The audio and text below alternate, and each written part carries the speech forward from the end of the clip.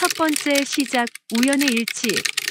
1961년 여름, 외계 문명 탐사에 대한 전문가 회의에서 외계 지적 문명의 수를 추정하기 위한 방법으로 방정식 하나가 작성되었는데요. 그 방정식은 오늘날 아인슈타인의 E는 mc의 제곱 다음으로 많이 인용되는 드레이크 방정식이었습니다. N은 우리 은하에서 인류 문명과 교신이 가능한 문명의 수를 나타냈으며, R은 우리 은하가 가진 전체 항성의 수인 4천억 개를, FP는 그 항성들이 행성계를 가지고 있을 확률인 10%를, N이는 그 항성의 행성들 중 생명체가 살 수 있는 행성의 비율인 10%를, FL은 그 행성에서 생명체가 발생할 확률인 10%를, FI는 그렇게 발생한 생명이 지적인 생명체로 진화할 확률인 1%를, FC는 그 지적인 생명체가 문명으로 발전할 확률인 10%를, 그리고 마지막 L은 그렇게 탄생한 문명이 우리 은하의 나이인 100억 년에서 시작에서 멸망까지의 존속기간을 나타내고 있었습니다. 그런데 이 방정식은 마지막 L을 제외한 항목은 모두 추정이 가능하여 항상 1보다 작게 나왔으며, 방정식의 마지막 변수인 그 문명의 존속기간, 즉 기술이 발달한 문명은 얼마나 오래 살아남는가에 의해 그 값이 결정되었는데요. 방정식을 작성한 당시에는 그 기간을 100만 년으로 하여 4,000개라는 결과를 얻게 되었습니다. 그러나 비교적 최근인 2012년에 과학자들이 계산한 외계 지적 문명의 수는 2.3개였으며, 오늘날의 우주 관측 데이터들을 반영한 값은 0.08개로 우주에 대한 정밀한 관측이 진행될수록 우리 은하의 지적 문명은 우리 인류 외에는 존재하지 않는 것으로 나타나고 있었습니다. 그런데 반대로 이 방정식을 거꾸로 이용하면 우리 은하에서 우리 인류가 존재할 수 있는 확률을 알 수 있게 되는데요. 그 확률은 우리 은하에 있는 항성 4천억 개 중 n이 1이 되는 조건으로 1조분의 25의 확률인 소수점 이하로 0이 12개나 되었습니다. 그리고 이 방정식의 가장 큰 변수인 문명의 존속기간을 대략 1만 년, 즉 10세기 정도로 하여도 우리 인류는 홀로 있게 되는 것이었습니다. 달리 말하면 우주에서 방정식의 7개 조건을 모두 만족하는 문명이 존재할 수 있는 것은 우연히 7번이나 겹치는 일이 일어나는 것으로, 인류 문명의 존재는 실제로 그런 일이 발생한 결과였습니다. 그래서 여기서부터는 인류 문명이 존재하는 지구와 태양계에 일어난 수십 번의 우주적 우연의 일치에 대해 확인해 보도록 하겠습니다. 두 번째, 기막힌 태양의 위치. 우리 은하는 현재 약 200여 개의 구상성단이 합쳐져 있으며, 그 중심에는 태양 질량의 약 450만 배에 달하는 초대 질량 블랙홀과 1300배 정도의 중간 질량 블랙홀이 쌍성계를 이루어 서로를 공전하고 있었는데요. 이에 대해서 과학자들은 약 10억 년 전에 우리 은하에 합병된 은하의 중심에 있던 중간 질량 블랙홀이 현재의 위치로 이동한 것이라 설명하고 있습니다. 또 최근인 2010년에는 우리 은하의 중심부에서 위아래로 5만 광년 길이의 감마선을 방출하는 초거대 구조가 발견되었는데요. 이것은 초신성 10만 개가 동시에 폭발하는 것보다 많은 막대한 에너지로 그 주변 최대 5천 광년 크기의 공간 안에서는 아주 격렬한 반응이 일어나고 있음을 짐작할 수 있게 하고 있습니다. 그 이유가 이곳에서는 아주 거대한 항성의 마지막 단계인 볼프레이어 별이나 신생별인 매우 뜨겁고 질량이 큰 O형과 B형 같은 거대 항성들 수백 개가 비슷한 장소에서 관측이 되고 있기 때문입니다. 그래서 우리 태양도 이런 격렬한 제3세대 초신성 폭발의 잔해들과 중원소들이 뭉쳐져 약 46억 년 전에 다른 수십억 개의 항성들처럼 그저 평범하게 생성이 되었을 것으로 추정하고 있습니다. 그리고 우리 태양은 생성 당시 그 위치가 우리 은하의 중심부 근처 3000광년 거리 안쪽이었으나, 우리 은하의 회전과 우연히도 근처에 위치해 있던 대마젤란 은하와 소마젤란 은하의 중력에 의해 현재의 위치로 이동되었을 거라 추정하고 있는데요. 현재는 페르세우스 자리 8에서 나온 8 안쪽으로 6500광년 떨어진 오리온 자리 8의 가장자리에 위치해 있으며, 우리 은하 중심에서는 대략 26,500광년 거리이고, 은하 기준면에서 위쪽으로 약 60에서 70광년 정도 위쪽에 위치하고 있습니다. 그런데 이런 태양계의 위치는 아주 우연히도 고에너지 현상에서도 안전하고 지적 생명체가 문명으로 발전할 수 있는 중금속 함량도 아주 풍부한 영역이었는데요. 만약 현재보다 안쪽으로 더 갔다면 은하 중심부의 강력한 반응에 휩쓸리게 되어 생명체는 출현 자체가 불가능하였을 것이며, 반대로 현재보다 더 멀리 갔다면 지적 생명체가 나타난다 하더라도 외곽 지역은 별들이 없어 중원소들이 부족하여 문명으로 발전한다는 것은 불가능하게 되었을 것입니다. 결과적으로 우리 태양계는 우리 은하에서도 아주 우연히 아주 특별한 곳에 위치하게 되었으며, 그런 우연이 있었기에 드디어 지구가 나타날 수 있었습니다. 그리고 우리 태양계는 현재 검은 고자리 1등성인 직녀성을 향해 초속 약 220km의 빠른 속도로 이동 중에 있는데요.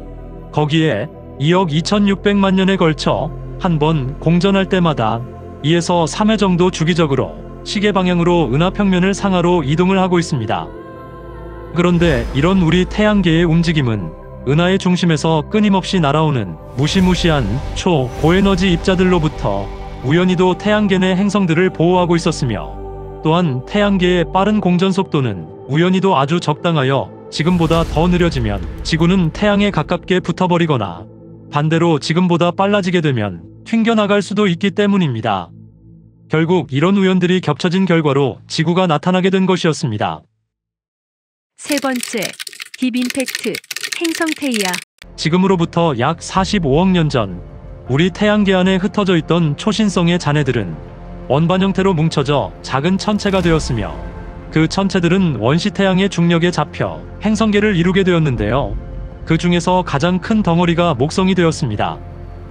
그러나 목성은 질량이 커서 태양의 중력에 의해 지금의 화성의 위치까지 오게 되었는데요. 그 과정에서 그들 사이에 있었던 천체들은 그들의 엄청난 중력에 의해 튕겨져 나가거나 흡수가 되고, 살아남은 행성들도 궤도가 극단적으로 찌그러진 타원이 되었는데요. 이것이 내 태양계의 오늘날과 같은 4개의 암석 행성과 그 위성들만 남아있게 된 이유였습니다.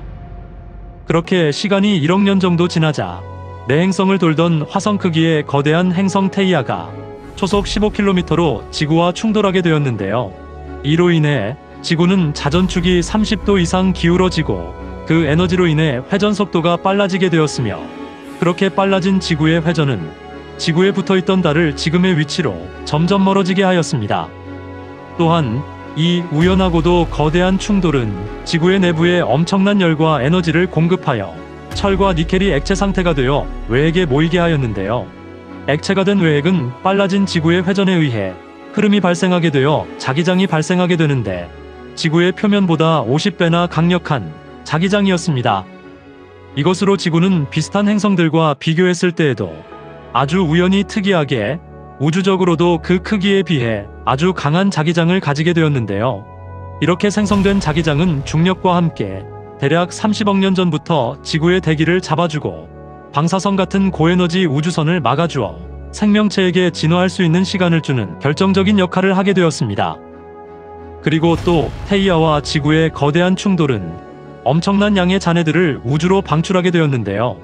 그것들은 지구의 중력에 잡혀 둘레를 돌면서 뭉쳐져 지구의 4분의 1, 태양의 400분의 1 크기인 지름 3476km의 달이 만들어지게 되었는데요. 과학자들에 따르면 달은 처음 생성되어졌을 때부터 지구와의 질량차가 81대 1인 것에 비해 지름이 4대 1로 질량에 비해 큰 덩치였는데요. 그것은 대충돌 당시에 어마어마한 양의 중원소는 지구의 내핵과 외핵에 흡수가 되고, 비교적 가벼운 지각과 멘틀이 우주로 나가 너무도 우연하게 현재와 같은 적당한 크기의 달이 형성되었기 때문이었습니다. 또한 달의 큰 크기는 지구의 외핵에도 영향을 주어 지구가 자기장을 유지할 수 있게 하는 역할을 하고 있는데요. 달이 지금보다 더 커졌거나 더 작았더라면 지구의 생명체는 장담할 수 없었을 것입니다. 그리고 달은 형성 당시 강력한 지구의 중력에 의해 지구에서 거의 22,530km 거리로 지금의 18분의 1밖에 안 되는 아주 가까운 거리에 있었다고 하는데요. 그러나 우연히도 달이 그렇게 가까웠기에 충돌로 인해 엄청나게 빨라진 지구의 회전 에너지를 빼앗을 수가 있어서 현재의 안정적인 상태가 될 수 있게 하였습니다. 지금은 그 거리가 평균 40만 km에서 최장 42만 km로 10억 년 전부터 1년에 약 3.8cm씩 멀어져 지금의 위치까지 무려 38만 킬로미터나 이동하게 된 것입니다. 네 번째, 적당의 법칙 행성의 크기와 위치. 우리 태양의 크기는 지름이 지구의 109배이고 무게는 33만 배 더 무거워서 태양계 전체 질량의 99.86%를 차지하고 있는데요. 그 크기는 아주 우연히도 우리 우주에서 생명체가 살 수 있는 항성 크기의 기준이 되고 있습니다. 그리고 태양에서는 1초에 대략 6억 5,700만 톤의 수소가 융합하여 약 6억 5,300만 톤의 헬륨이 생성되고 있으며 그 에너지는 3.9 곱하기 10의 26승줄로 지구에 도달하는 열은 전체의 22억 분의 1 정도인데요. 만약 태양이 지금보다 0.1% 정도 더 컸다면 태양은 핵융합이 빨라져 지구에서 지적 생명체의 진화의 시간인 40억 년의 기간보다 짧게 생을 마치며 진화 이전에 지구상의 모든 단백질은 자외선에 의해 파괴되어 생명체는 없었을 것입니다. 반대로 태양이 지금보다 0.2% 더 작았다면 생명체의 탄생은 지구가 아닌 금성에서였을 것이나 그러나 불행히도 태양 표면의 플레어가 너무 강해 생명체는 탄생 자체가 불가능하게 되었을 것입니다. 결국 우리 태양은 아주 우연하게도 아주 적당한 크기여서 우리가 존재할 수 있게 된 것입니다. 그리고 또 우리 태양계의 행성들을 보면 내행성계인 수성, 금성, 화성은 질량이 작아서 지구의 궤도에 영향을 줄 수 없으며 태양에 끌려서 안쪽까지 들어온 소행성이나 해성의 궤도에도 거의 영향을 주지 않아 그것들이 그대로 지나가게 만들고 있습니다. 그 반대로 바깥쪽의 행성들을 보게 되면 특히 목성과 토성은 큰 덩치와 중력으로 내행성계로 들어오는 천체들을 당겨서 소행성 띠로 묶어버리거나 태양계 밖으로 튕겨버려 내행성계를 보호하는 역할을 하고 있는 것으로 밝혀졌습니다. 그리고 특히 토성은 우연히도 적당한 위치에 적당한 크기로 자리 잡고 있어 태양에 잡혀 화성의 위치에까지 가 있던 목성을 현재의 위치까지 잡아당겨 내행성계가 목성의 중력권에서 벗어나 궤도가 안정이 되도록 하였습니다. 결국 우연히 그 위치에 토성이 있어 행성계 전체가 안정이 되었으며 둘 중 하나라도 없었으면 지구는 그냥 암석 행성, 그 이상도 그 이하도 아니게 되었을 것입니다.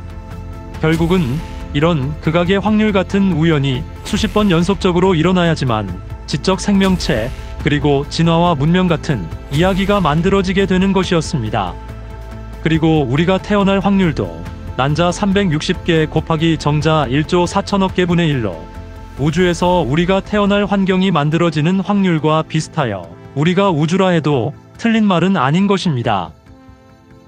긴 시간 시청 감사합니다.